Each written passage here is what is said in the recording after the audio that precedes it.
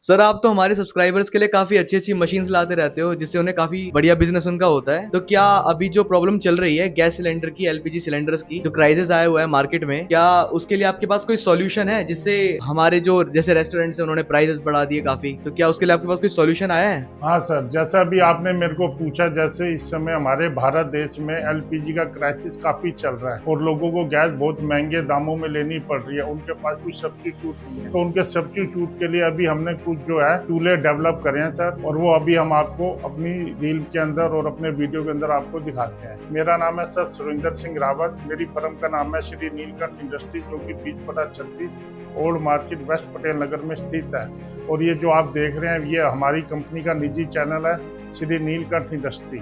अगर आप इसको ज़्यादा से ज़्यादा सब्सक्राइब करोगे तो आज इस वीडियो के साथ ही हम जो है हर हफ्ते एक नई वीडियो लेके आएंगे, जो कि फर्स्ट टाइम इन इंडिया होगी, जो कि अलग अलग व्यवसाय के ऊपर होगी, कि जिसको अगर आप करेंगे तो काफ़ी अच्छी अर्निंग कर सकेंगे सर।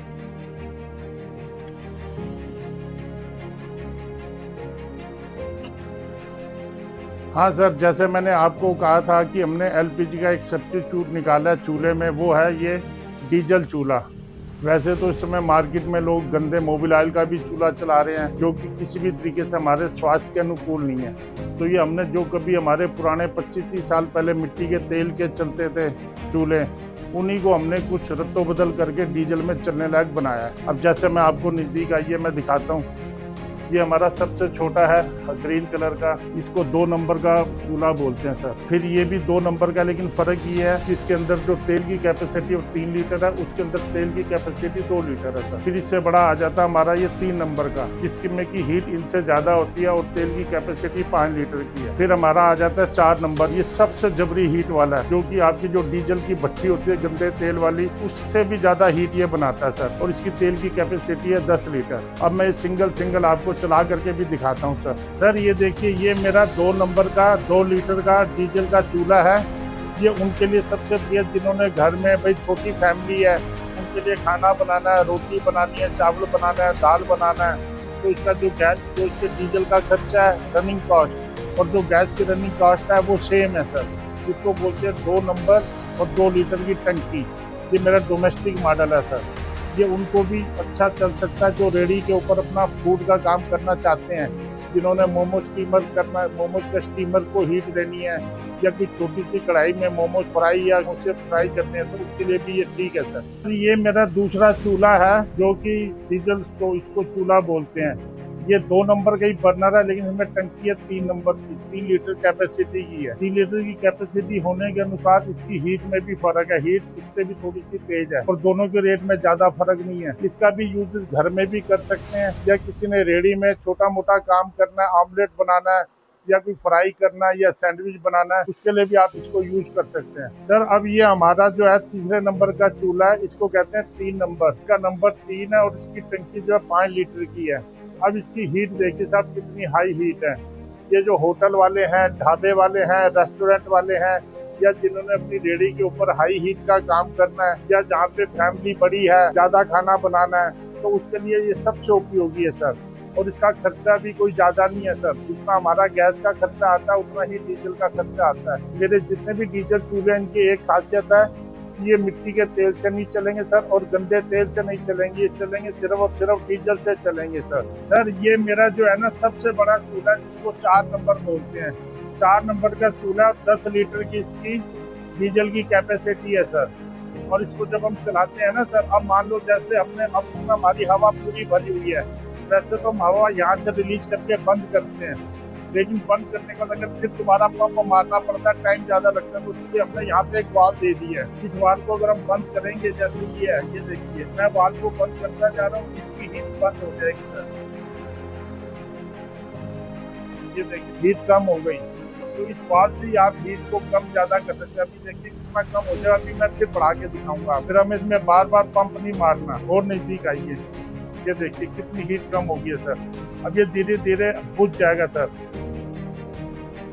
अब जैसे अब हमने इसको दोबारा से अचानक याद आ गया, नहीं यार चलाना, हमने इसका वाल्व फिर रिलीज कर दिया।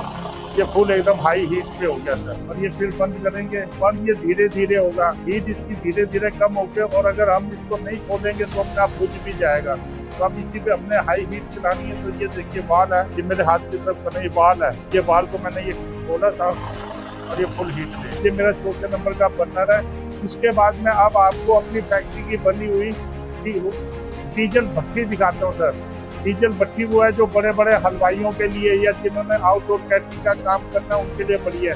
और ये हलवाइयों के लिए अगर इंडोर काम करना है और हाई हीट पे काम करना है तो मेरा 3 नंबर और ये 4 नंबर ये एकदम सफिशिएंट है सर। इसमें पोल्यूशन भी नहीं होता, ना कोई इसके अंदर गैस की दुर्गंध आती है, डीजल की भी स्मेल नहीं आती सर। और सबसे बड़ी बात है, मेरे जितने भी डीजल के चूल्हे हैं ये 2 नंबर 3 नंबर 4 नंबर, इनके लिए आपको बिजली की आवश्यकता ही नहीं है सर। ये सिर्फ पंप मारा और काम पे चला।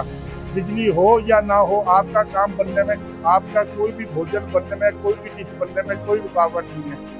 धन्यवाद साहब। अब मैं आपको दिखाता हूँ बड़ी हैवी ड्यूटी डीजल भट्टी जिसको बोलते हैं वो दिखाता हूँ सर आप।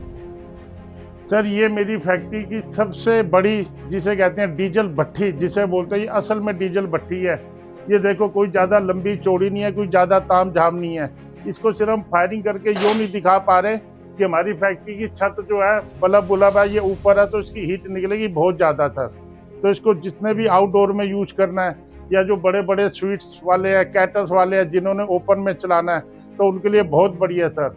ये है जो जिसे आप गंदा तेल बोलते हो, लेकिन मैं रिकमेंड करूँगा इसमें गंदा तेल डाले ही ना, डीजल में चलाए और इतनी शानदार एवरेज आती है। बहुत कम डीजल में बहुत ज़्यादा हीट प्रोड्यूस करती है। लेकिन इसके लिए ये है कि एक बिजली का कनेक्शन है, जैसे ये तारे हैं ना सर, इन तारों से हम बिजली का कनेक्शन देंगे, ये पंखा चलेगा।